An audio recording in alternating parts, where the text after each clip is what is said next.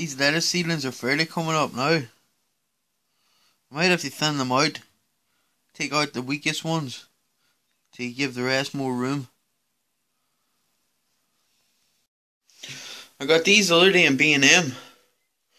They're really good. They're $2.99. Then you get these things as well for $1.99. And they're basically biodegradable pots. So when you put something in it, and then you can plant it, and it just disintegrates into the soil. So you don't have to take it out of the pot. And I've gone to the Aldi and Lidl today. Got this in Lidl. It's some sort of fruit bush. Red currant fruit bush. And then I've got chili peppers, orange chili peppers, and Apache chili peppers. So I'm going to get planting all this shit now. I don't know much about these peppers at all. I just thought, I saw them and I thought, well, that's like $2.99. That'll be easy to grow. May as well grow it. So that's the orange ones. And these are the Apache. I've heard Apache can be hot. So that's good. Good hot chili. I'm just going to fill these pots up now and start transplanting them. I've got this multi-purpose compost as well. I just got that in Lidl. It was like $1 or $2.99 for a bag. So I'm just going to fill these pots up and then transplant these wee seedlings into these pots. The pots aren't much bigger than what they're in, but they're a bit bigger.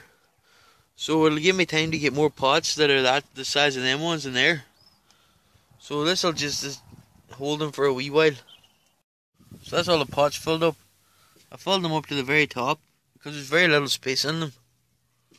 From a previous episode how to do these, but I'm not going to push up with my finger.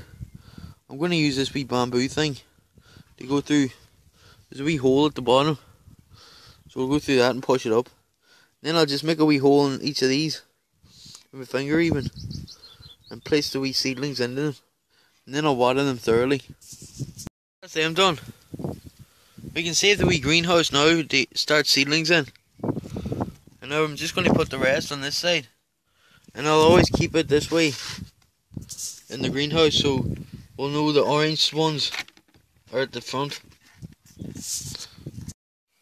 That's them now. I don't know how these biodegradable pots will stand up after watering.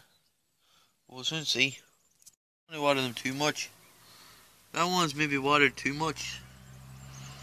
But just to wet them, make sure they're nice and wet. But there's no holes for them to run at the bottom of these pots, so don't overwater them like that one. I'm just going to place them in the greenhouse now. So it says for this blackcurrant plant, remove the outer packaging and soak the roots overnight in water. So I'm going to put them in that bucket over there later on when it gets dark, and we'll plant them tomorrow. As you can see, it's a beautiful day in Ireland. It's nearly unheard of. I've got me red currant bush steeping in some water. It says to steep it overnight, so I'll plant it tomorrow hopefully. Hopefully it's as good as that tomorrow. All my wee chili peppers are doing well too. The heat in there is roasting. It's fucking lovely in there. Wee spiders up here. It's made some cobwebs on some of my plants. Hopefully that'll eat insects. It's not much to do really. I could fill up these beds and turn them and fill them with compost. So I might do that. I've got a plan for getting this fabric on the greenhouse as well. Hopefully next weekend get a couple of friends up to do it.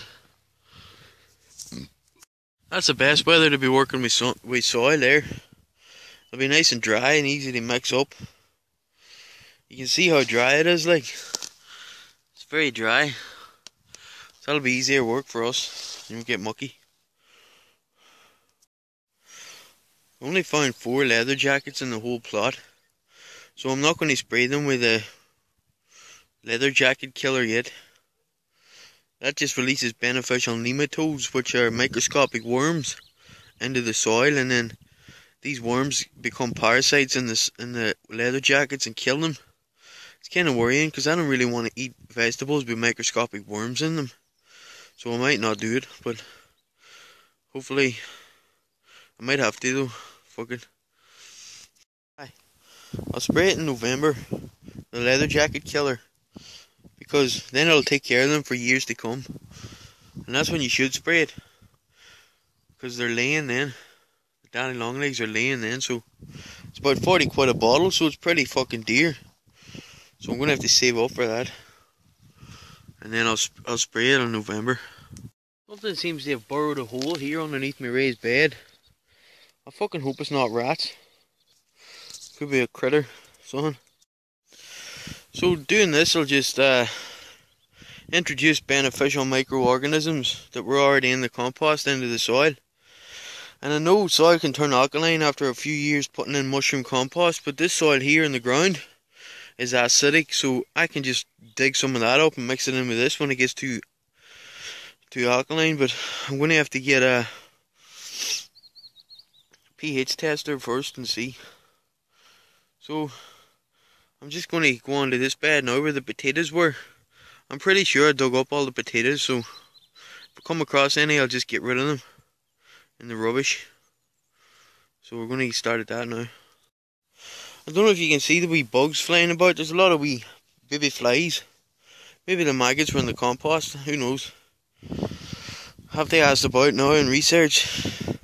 We can't grow the potatoes here because we grew them there last year, so there might be diseases in the soil from the potatoes, but other plants will be grand with it. So we'll put something else there this year. Might grow the potatoes here in one of these beds, but I have to look up and see, is it alright to grow them under weed cover fabric instead of earthing them up? So I'll get back to you with an answer on that. Jeez, the amount of bees is me running about. Some weeds in that, but it's alright. They're all ready now for weed fabric. So I might only have one sheet or two. It could be split into two. Might put that on now. On some of them, we'll see. There's fucking bees everywhere. Anyway, I've got my stapler. It's full. And my weed cover fabric. This is the same stuff I put in the bottom of all the things, all the beds. So I've also went around and cleared all the grass off the fucking board. So it'll be simple just stapling it on, because this is full up to the hilt, except at the back, but it's full up here, so I just stapled it onto the top. Took a while to get a hang of the stapler, but might have to get some rocks to put in this or it'll blow about. Just going to cut off the end, staple the last bit now. Didn't need any rocks yet because it's not windy.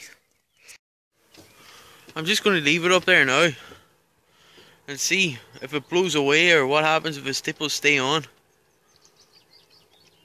Just before I do the rest of them with that stuff, I'm just going to leave it and see. Hopefully it'll stay on, we can plant stuff and not worry about weeds. I'm going to prune this now. Prune all the dead leaves off it. A few plants coming up. There's a plant there. That's another plant.